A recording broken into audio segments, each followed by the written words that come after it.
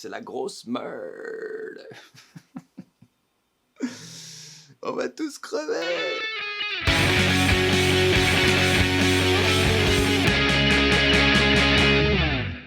Warketeux, warketeuses, bonjour, je suis Olivier, entrepreneur à Los Angeles, et aujourd'hui on va parler du sujet qui anime toutes les discussions en ce moment, le coronavirus, cette saloperie. Ouais. Qu'il n'y ait plus de sport dans les stades, bon, qu'il n'y ait plus de vols venant d'Europe, à la limite, qu'ils aient annulé le concert de Pearl Jam, on est à la limite quand même, mais c'est surtout, il n'y a plus de PQ, mais il n'y a plus de PQ. Va falloir m'expliquer. Le but de cette vidéo, c'est clairement pas de parler de politique, de parler du virus en lui-même, mais plutôt d'essayer de comprendre l'impact que ça peut avoir sur les entrepreneurs en règle générale, surtout sur les entrepreneurs aux États-Unis français comme moi. Mais spoiler alert, c'est la merde. C'est la merde. Ça fait maintenant quelques heures que les très mauvaises nouvelles s'enchaînent, point de vue économie, bon, en tout cas pour les gens qui habitent aux États-Unis. Plus de matchs de NBA jusqu'à nouvel ordre. Pareil pour le hockey, pour le foot américain, pour le soccer, pour le baseball. Énormément de salons ont été annulés, hein, la GDC, le 3, le NAB à Vegas, et puis j'en passe. C'est une période un peu bizarre quand même, un peu bizarre. Et puis plein de films sont repoussés, hein, évidemment. Ils viennent de repousser de 6 mois le prochain James Bond, qui devait arriver là dans les prochains jours. Ils viennent de repousser aussi Fast 9, alors lui il est repoussé d'1 an. Pourquoi repoussage ? Parce que personne dans les salles de cinéma, sachant que Fast 7, lui il a fait 1,2 milliard de chiffres, mais seulement 225 millions aux États-Unis, le reste dans le monde et surtout en Chine. Alors qu'en Chine, tous les cinémas sont fermés, en tout cas 70 000 cinémas sont fermés en Chine. Donc dans ces conditions, lancer un film et faire 0 recette parce qu'il n'y a personne dans les salles de cinéma, il vaut mieux repousser. Donc James Bond de 6 mois d'un côté, Fast 9, 1 an de l'autre, c'est pas une perte, hein, mais quand même ça démontre que économiquement, il y en a qui vont s'en prendre plein la gueule. Les petits comme les grands. Et puis la nouveauté de la semaine, et à partir de vendredi minuit, pendant 30 jours, tous ceux qui viendront d'Europe et qui ne sont ni américains ni résidents permanents, c'est-à-dire avec une green card, ne pourront pas rentrer sur le sol américain. Ça veut dire que moi, si demain je dois aller en France, je ne pourrai pas revenir avant 30 jours, parce que je ne suis pas résident permanent, j'ai un visa E2, donc je suis résident non permanent selon la loi.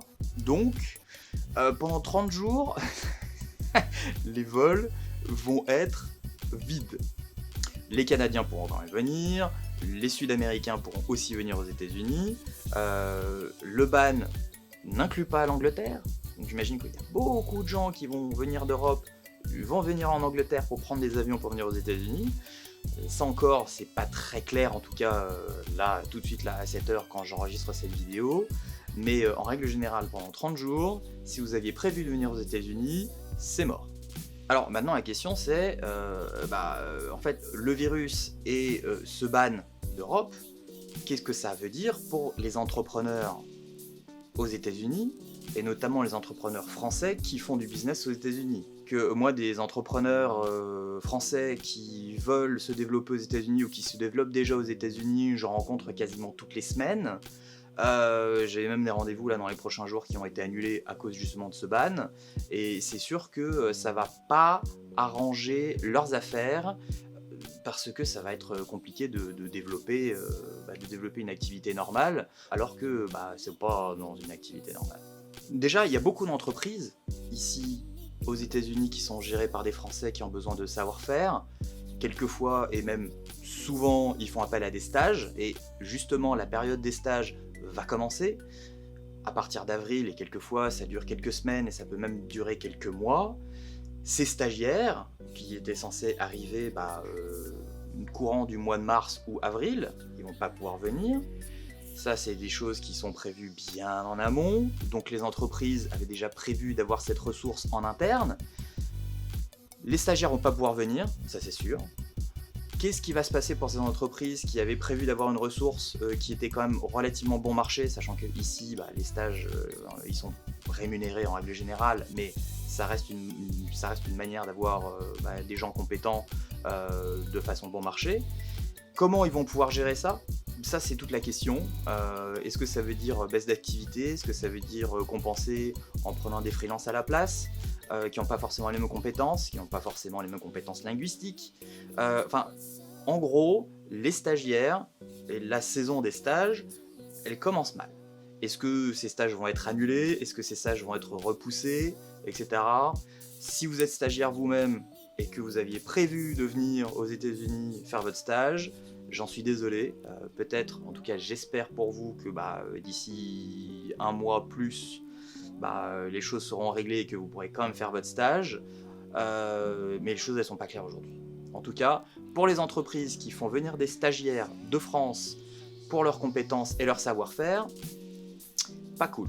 Va falloir compenser. Comment? Avec des locaux, ça va pas être pareil. Mais c'est surtout les petites et les moyennes entreprises qui vont s'en prendre plein la gueule. Parce que le manque à gagner va être énorme. Pour vous démontrer la chose, je vais prendre un exemple tout bête de salons qui ont été annulés. Je vais pas forcément prendre un exemple de salon qui a été annulé aux États-Unis, mais plutôt un exemple qui a été annulé à Barcelone, le Mobile World Congress, qui est un peu le CES pour le téléphone mobile et qui a été annulé il y a quelques semaines de ça. Selon Fortune Magazine, juste pour le MWC à Barcelone, à peu près 28 000 chambres d'hôtel avaient été réservées pour l'occasion. Évidemment, ces 28 000 chambres d'hôtel ont été annulées, puisque l'événement n'a pas eu lieu. Ça représente un manque à gagner juste pour l'hôtellerie à Barcelone d'à peu près 120 millions de dollars. Et ça, c'est juste pour l'hôtellerie. Je parle même pas des voyages qui vont avec, je parle pas des restaurants qui étaient censés bénéficier de tout ce trafic à Barcelone, des taxis, de tout ce qui était local, de la vie locale en règle générale. Les organisateurs, ça veut dire qu'il va falloir rembourser des exposants, il va falloir réorganiser la chose. Pour l'année prochaine, il va falloir recommencer, pas à zéro, mais recommencer l'événement avec du plomb dans l'aile. Les entreprises qui s'occupent de construire les stands, à organiser l'intégralité de la chose, eux ils sont en sandwich. Il va falloir payer certains fournisseurs alors qu'ils vont peut-être pas être payés par leurs clients. Il y a des budgets marketing qui vont du coup pas être dépensés. Ça va impacter directement des entreprises comme la mienne par exemple, où il y a des entreprises de marketing et de communication qui ont déjà fait leur taf et qui au final peut-être vont être payées partiellement, peut-être pas. Ça dépend du type de contrat qu'ils ont, si c'est du retainer ou si c'est à la mission. Mais en tout cas, toutes ces entreprises qui font partie de la chaîne vont s'en prendre plein la gueule. Donc là, on parle de centaines de millions d'euros de manque à gagner juste pour un événement. Dans cette crise, il y a peut-être une petite solution pour toutes les entreprises qui peuvent communiquer en ligne, ce sont les événements online. Par exemple, la Game Developer Conference ou alors l'E3 qui ont été annulés, donc ça c'est des événements gaming, ils vont compenser par des événements qui vont être relayés seulement en ligne. C'est sûr que c'est pas du tout le même délire, les conférences où il y a des gens qui viennent sur la scène faire des keynotes avec l'ambiance, des gens dans la salle, etc. C'est sûr que c'est pas du tout le même délire. Mais ça peut compenser directement auprès des gens. Sachant qu'il ne faut pas oublier une chose, c'est qu'aujourd'hui, les recommandations de la plupart des pays, c'est rester chez vous, travailler chez vous. Ça veut dire que les gens vont vivre en relative autarcie chez eux, ils vont certainement passer beaucoup plus de temps devant leur écran, que ce soit télé ou que ce soit ordi ou téléphone, et donc il y a une opportunité là-dedans d'essayer de les catcher et d'essayer de compenser un minimum si vous avez la possibilité de créer des événements en ligne. Et alors peut-être que vous allez me dire, ah mais des événements en ligne, mais ça coûte beaucoup trop cher, on n'a pas accès, on n'a pas le temps, etc. Non, je suis pas d'accord.